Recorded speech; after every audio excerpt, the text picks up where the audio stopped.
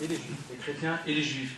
Il y a un verset en fait qui est très très particulier, enfin, on va dire c'est un clin d'œil pour les chrétiens, dans lequel Dieu il dit وَلَتَجِدَنَّ أَقْرَبَهُمْ مَوَدَّةً لِلَّذِينَ آمَنُوا الَّذِينَ قَالُوا إِنَّا نَصَارَى ذَلِكَ بِأَنَّ مِنْهُمْ قِسِّيسِينَ وَرُهْبَانًا وَأَنَّهُمْ لَا يَسْتَكْبِرُونَ.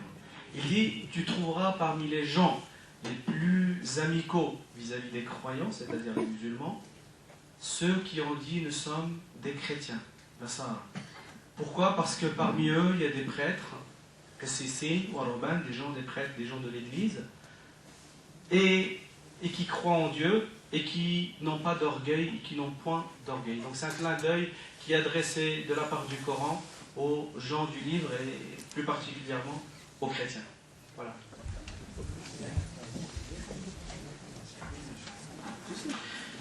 Donc nous changeons d'univers culturel, nous nous déplaçons.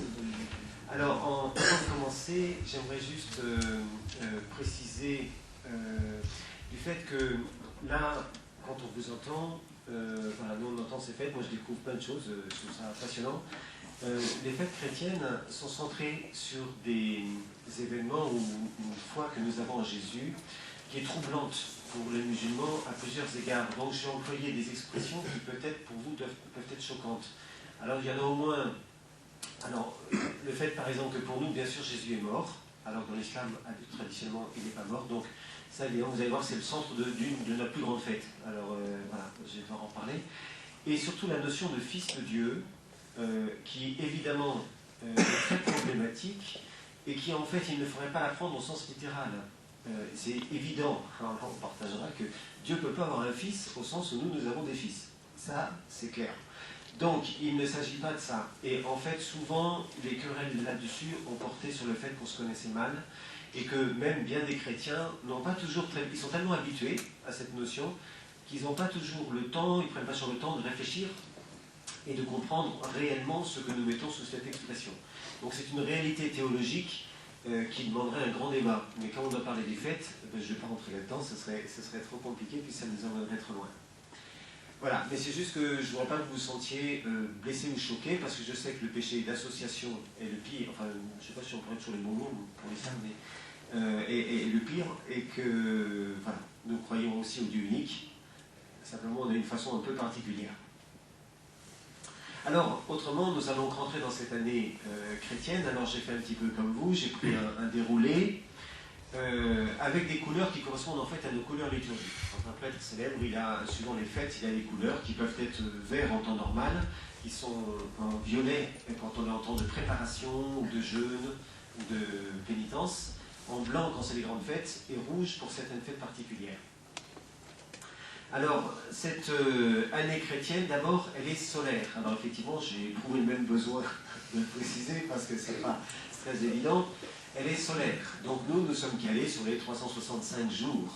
Donc, les ne sont pas au même rythme, mais à part ça. Alors, un certain nombre de nos grandes fêtes sont donc marquées par des moments solaires. Donc, dans le calendrier que vous utilisez ici, dans notre métropole française, vous les employez. Alors, Noël est calé au 25 décembre, j'y reviendrai tout à l'heure. Nous avons l'Assomption qui est au 15 août, la Toussaint au 1er novembre. Voilà. Mais, quand il s'agit de Pâques, c'est une fête qui se déplace. Alors, les variations pour Pâques peuvent aller du 22 mars au 25 avril, parce que Pâques tombe le premier dimanche après la pleine lune du début du printemps.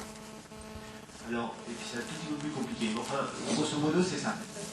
Alors, voilà, du coup, la fête de Pâques, précédée de 40 jours que vous voyez, c'est la partie mauve que vous voyez, violette, et 40 jours qui précèdent, qui sont le carême, et suivi de 50 jours, parce que la fête de Pâques dure 50 jours, en fait.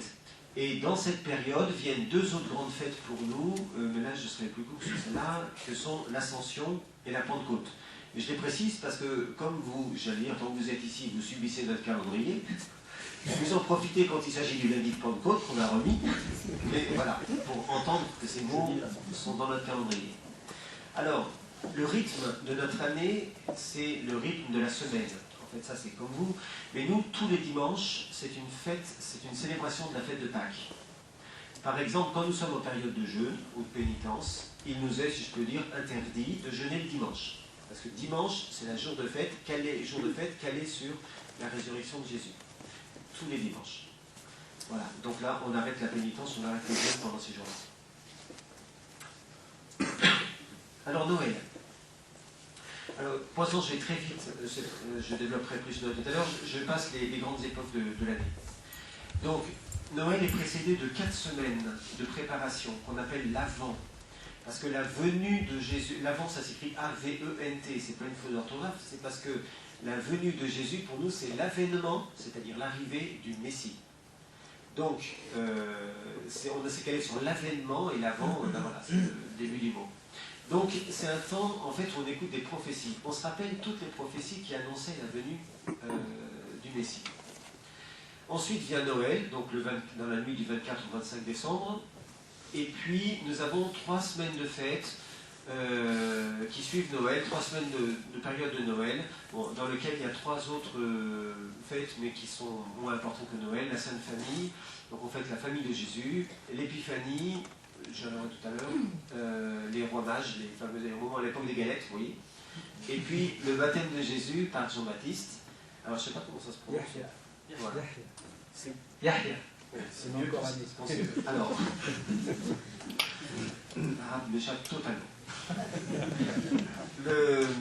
Ensuite, cette grande période de Pâques, elle aussi, est en 3 morceaux. Donc le temps du carême, qui est le plus proche de votre temps de Ramadan. J'en reviendrai tout à l'heure, mais c'est assez proche. Donc vraiment un temps pour se convertir et écouter l'appel de Dieu. Là-dessus, on se rejoindrait assez près. Pâques, donc c'est pour nous la mort et la résurrection de Jésus. Donc ça se décompose, Pâques c'est une semaine en fait, pendant laquelle on va suivre Jésus, pendant ces derniers jours, sa mort et puis sa résurrection. Donc en particulier dedans, il y a les 3 jours de la semaine, le jeudi où on fête le dernier repas, le vendredi on fête on se rappelle de sa mort, et puis le dimanche on va fêter vraiment sa résurrection. Voilà. Et puis les autres jours, alors l'ascension, comme son nom l'indique, c'est le moment où ça monte. C'est le moment où pour nous, Jésus remonte vers son Père, remonte vers Dieu. Alors remonter, c'est la vision qu'ont les hommes qui habitent sur cette terre. Voilà, comme on utilise le 7e ciel, maintenant qu'on sait qu'il y a des galaxies, des trucs, des machins, le 7e ciel, on ne va pas essayer de le caler exactement par rapport aux galaxies. C'est autre chose, c'est un sens symbolique. Donc quand on dit qu'il remonte, c'est plutôt qu'il repasse du côté de l'invisible, du côté habité par Dieu. Voilà.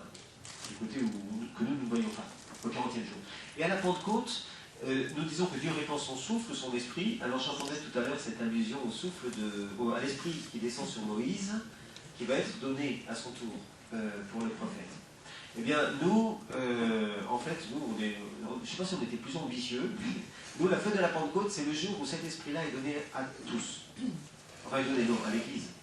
À l'Église, donc à ceux qui effectivement sont proches pour qu'ils le donnent à leur tour. Mais voilà, c'est ce souffle de Dieu qui descend sur nous pour ce jour-là. Alors nous avons aussi 2 autres fêtes que je vais mentionner. L'Assomption.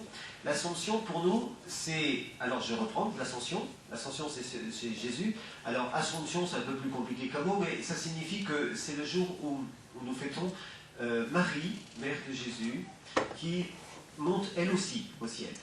Et qui elle aussi se tient près de Dieu. Voilà. Alors, je précise pareil, la Trinité, ce n'est pas notre propos de ce soir. Mais je sais qu'il y a une tradition dans l'islam, alors je ne sais pas où, qui mettait dans la Trinité Marie. Marie, c'est pas Dieu. Hein. Pour nous, il y a la Trinité, Dieu, et puis Marie, c'est une femme. Voilà, juste pour dire que, voilà, au moins celle-là, on la place au ciel. Ensuite, nous avons 2 fêtes qui concluent l'année. La Toussaint. Alors la Toussaint, c'est tous ceux qui, pour nous, d'une certaine façon, sont déjà, on pourrait dire, bénis de Dieu. Tous ceux dans lesquels on reconnaît que leur vie était si proche de Dieu que nous, on dit, non mais c'est clair, qu'ils ont été bénis de Dieu et qu'en fait, on ne peut les trouver que chez lui. Donc on fête le jour de leur montée au ciel à eux. Ben alors et tous les autres?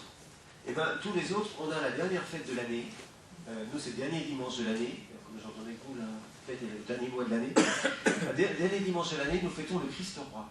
Alors, le Christ roi, pour nous, c'est la victoire sur le mal. C'est l'attente du jugement, en fait.